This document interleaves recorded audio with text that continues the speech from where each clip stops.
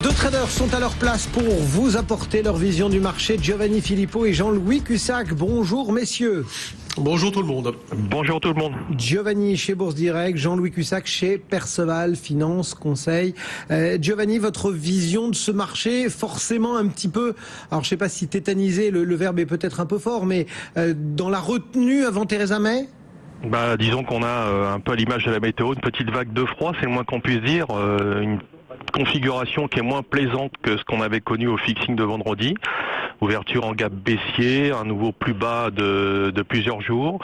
Voilà, donc on met un petit pied en dessous d'une ligne de tendance de court terme qui est la moyenne mobile à 20 jours sous 70. On est même sorti un petit peu en dessous du canal haussier, très pentu d'ailleurs en place post-élection Trump. Des acheteurs moins pressés d'acheter, des vendeurs un peu moins pressés de se racheter.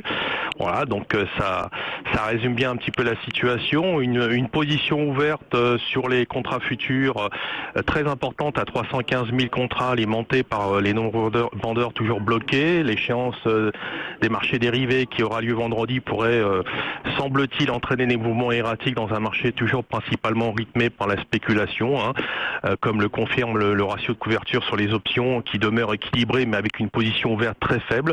Donc beaucoup d'attentes, beaucoup d'appréhension. Effectivement, il y aura Theresa May, il y aura Mario Draghi, il y aura Donald Trump. J'espère qu'on aura l'occasion de tirer bien plus d'enseignements au cours ou à la fin de cette semaine pour débloquer un peu cette situation en place, je dirais, depuis le début de l'année. Donc pour l'instant, quoi qu'il en soit, je suis plutôt sur le fond acheteur, même si on peut pas s'interdire de vendre dans l'instant T, je dirais en dessous de 880 notamment.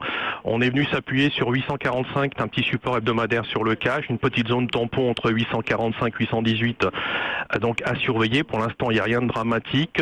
750 est vraiment le premier niveau en deçà duquel on mettra en cause un peu le scénario, le dernier scénario haussier. Voilà, donc on verra en fonction des événements.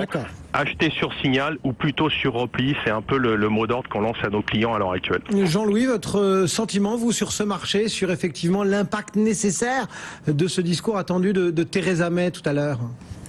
Giovanni a tout dit. Il a repris exactement mot pour mot, on va dire, l'idée que je défends depuis longtemps. Alors pour le taquiner un peu, je vais lui dire, tu vois, Giovanni, en fait, le 3 janvier, je crois, on avait fait une chronique ensemble, et puis